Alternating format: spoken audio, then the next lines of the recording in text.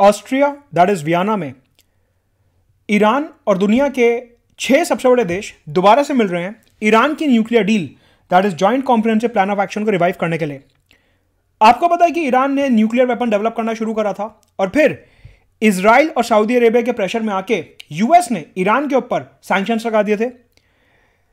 Permanent members of the security council, जो 5 permanent members हैं, उन्होंने ईरान के साथ एक डील साइन करी थी जिसका नाम था joint comprehensive plan of action. Donald Trump जब राष्ट्रपति थे अमेरिका के, उन्होंने 2018 में इस डील से यूनिलेटरली विड्रॉ कर लिया था। क्या है ये डील, न्यूज में क्यों है, करंट अफेयर्स में क्यों रही है ये डील, रिसेंटली वियना में क्या हो रहा है और इंडिया के लिए क्यों महत्वपूर्ण है, all these factors will discuss in this particular video presented by me Mudit Gupta. Unacademy subscribe करने के लिए you have to use the referral code Mudit Gupta 10% discount के लिए नीचे डिस्क्रिप्शन बॉक्स में टेलीग्राम चैनल का लिंक दिया, उसे जरूर ज्वाइन करिए। साथ के साथ 1 दिसंबर से इंग्लिश, हिंदी और बायलिंगुअल में अपने कॉम्प्रिहेंसिव बैचेस शुरू हो रहे हैं अनअकैडमी पे। आपको पता है लास्ट ईयर 169 प्लस सिलेक्शन से अनअकैडमी से एंड कॉम्प्रिहेंसिव बैचेस शुरू हो रहे हैं 1 दिसंबर से। साथ के साथ अपनी डेली फ्री क्विज होती है अनअकैडमी पे मंडे टू फ्राइडे, जहां पे सुबह के टाइम आपको मिलेंगे स्टैटिक क्विज के क्वेश्चंस, मतलब कि सुबह 10 बजे अभियान क्विज और शाम को 7:30 बजे Monday to Friday daily current affairs. Also हर संडे आपकी प्रिपरेशन को टेस्ट करने के लिए हिंदी और इंग्लिश भाषा में 1 घंटे की एक क्विज होती है जिसको कहते हैं अनअकैडमी कॉम्बैट। ये तीनों एब्सोल्युटली फ्री हैं, इनको आपको जरूर ज्वाइन करना है। ऑल्सो 30 नवंबर तक अगर आप अनअकैडमी में सब्सक्राइब कर रहे हो कॉम्बो सब्सक्रिप्शन में, तो आपको 3 मंथ्स का एक्स्ट्रा एक्सटेंशन मिलेगा। So do subscribe to Unacademy using the referral code for Unacademy notes, जो कि इंग्लिश और हिंदी में अवेलेबल है। लाइव मेंटरशिप प्रोग्राम के लिए do join Unacademy using the referral code Mudit Gupta. Let's crack it. अगर हम यहां पे बैकग्राउंड समझने की कोशिश करें, देन हुआ यह कि ईरान ने 2000s में न्यूक्लियर वेपन्स डेवलप करने शुरू करे। ईरान ने 2000s में न्यूक्लियर वेपन्स डेवलप करने शुरू करे। न्यूक्लियर वेपन्स डेवलप करने शुरू करे ईरान ने 2000s में, ठीक है।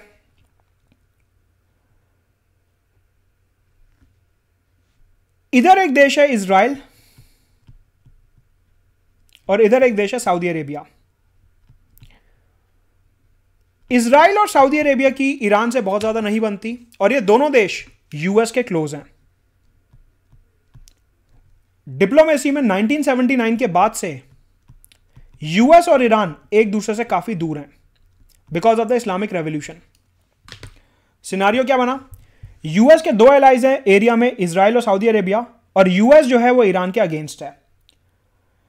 ईरान ने जब न्यूक्लियर वेपन डेवलप करने शुरू करे तो यूएस ने बोला कि ये मेरे जो एलाइज हैं रीजन में, इजराइल और सऊदी, उनकी सिक्योरिटी के खिलाफ जाता है और मैं ईरान के ऊपर अब सैंक्शंस लगाने जा रहा हूं। मतलब कि ईरान के ऊपर मैं रिस्ट्रिक्शंस लगाने जा रहा हूं। ईरान मेरे यूएस डॉलर को ठीक से यूज नहीं कर पाएगा। अब यूएस सैंक्शंस की वजह से ईरान की इकोनॉमी सफर करने लगी और ईरान काफी ज्यादा स्ट्रगल किया इकोनॉमी के डोमेन में। फाइनली 2015 में एक सोल्यूशन निकलता है जिसको कहते हैं ईरान न्यूक्लियर डील, या फिर जिसको बोला जाता है joint comprehensive plan of action, JCPOA। ये एक डील साइन होती है P5+1 और ईरान के बीच में। Basically US, UK, France, Russia, China, United Nations के सिक्योरिटी काउंसिल के 5 परमानेंट मेंबर और जर्मनी, ये एक तरफ थे और ईरान दूसरी तरफ था। इन सब ने मिलकर एक डील साइन करी जिसको बोला गया ईरान न्यूक्लियर डील या फिर joint comprehensive plan of action. इस पर्टिकुलर डील के अंदर यह बोला गया कि ईरान जो है वो अपने न्यूक्लियर वेपन प्रोग्राम को बंद कर देगा, it will stop its nuclear weapon program, और बदले में यूनाइटेड स्टेट्स जो है ईरान पे लगाए हुए सैंक्शंस को हटा देगा, सैंक्शंस हटा देगा, ठीक है। 2018 में यूनाइटेड स्टेट्स के जो प्रेसिडेंट थे डोनाल्ड ट्रंप, उन्हें लगा कि यह डील काफी ज्यादा कमजोर है, यहां पे हमने ईरान को जरूरत से ज्यादा कंसेशंस दे दिए हैं और हमारे को इस डील में नहीं रहना चाहिए। डोनाल्ड ट्रंप ने अपनी मर्जी से इस डील से एग्जिट कर लिया और उन्होंने बोला कि यूनाइटेड स्टेट्स इस डील का पार्ट नहीं है और हम फिर से ईरान के ऊपर सैंक्शंस लगा रहे हैं। डोनाल्ड ट्रंप ने joint comprehensive plan of action, जिसे ईरान न्यूक्लियर डील बोले आता है, उससे एग्जिट करा और ईरान के ऊपर फिर से सैंक्शंस लगा दिए। ईरान ने गुस्से में आके अपना फिर से न्यूक्लियर एनरिचमेंट प्रोग्राम शुरू कर दिया, यूरेनियम एनरिचमेंट प्रोग्राम शुरू कर दिया, जिसके तहत ईरान ने धमकी देना शुरू करा कि मैं फिर से न्यूक्लियर वेपन बनाने शुरू कर दूंगा अगर यूएस ने मेरे ऊपर से सैंक्शंस नहीं हटाए तो। अब आपको पता है कि यूएस में जो बाइडेन की सरकार आ गई है और जो बाइडेन की सरकार ने बोला कि डोनाल्ड ट्रंप ने जो ये डील से एग्जिट करा था, हम इससे सहमत नहीं है और हम ईरान के साथ दोबारा से एक डील साइन करना चाहते हैं जिसमें हम ईरान के ऊपर से सैंक्शंस हटाएंगे और ईरान अपना न्यूक्लियर वेपन प्रोग्राम बंद करेगा। पर्टिकुलरली सऊदी अरेबिया और इजराइल बार बार यूनाइटेड स्टेट्स को यह बोल रहे हैं कि ईरान को न्यूक्लियर वेपन डेवलप करने से रोका जाए, क्योंकि ऑब्वियस सी बात है, अगर ईरान ने न्यूक्लियर वेपन डेवलप कर लिए तो इजराइल और सऊदी अरेबिया के लिए यहां पे काफी बड़ा सिक्योरिटी थ्रेट हो जाएगा और यूएस अपने एलाइज के लिए सिक्योरिटी थ्रेट नहीं आने देगा। पॉइंट बीइंग कि जो बाइडेन की सरकार ने बोला कि मैं फिर से joint comprehensive plan of action के ऊपर नेगोशिएशन करने को तैयार हूं और इसी पे रीनेगोशिएशन करने के लिए अब सारे देश 2021 में वियना, जो कि ऑस्ट्रिया की कैपिटल है, वहां पे मिले हैं दोबारा से नेगोशिएशन करने के लिए। सवाल उठता है कि इन नेगोशिएशंस में क्या होने वाला है। सबसे पहले एक बात समझनी है कि ईरान जो है इसके राष्ट्रपति हैं इब्राहिम राइजी। इब्राहिम राइजी एक कंजर्वेटिव लीडर हैं और इनकी आइडियोलॉजी कुछ इस तरीके से है कि हमें यूएस के साथ कोलैबोरेट नहीं करना, हमें यूएस के साथ कोऑपरेट नहीं करना। तो पहला चैलेंज इस डील में यह आने वाला है कि ईरान आज की तारीख में, जैसे आपको पता है इंडिया में अलग अलग पार्टीज होती हैं, बीजेपी, तृणमूल, आम आदमी पार्टी, कांग्रेस एक्सेट्रा, और हर पार्टी की अपनी एक अलग आइडियोलॉजी होती है। हर पार्टी अपने तरीके से अपनी विदेश नीति को आगे बढ़ाती है। सिमिलरली ईरान में भी अलग अलग पार्टीज हैं, एक है लिबरल पार्टी और एक है कंजर्वेटिव ग्रुप।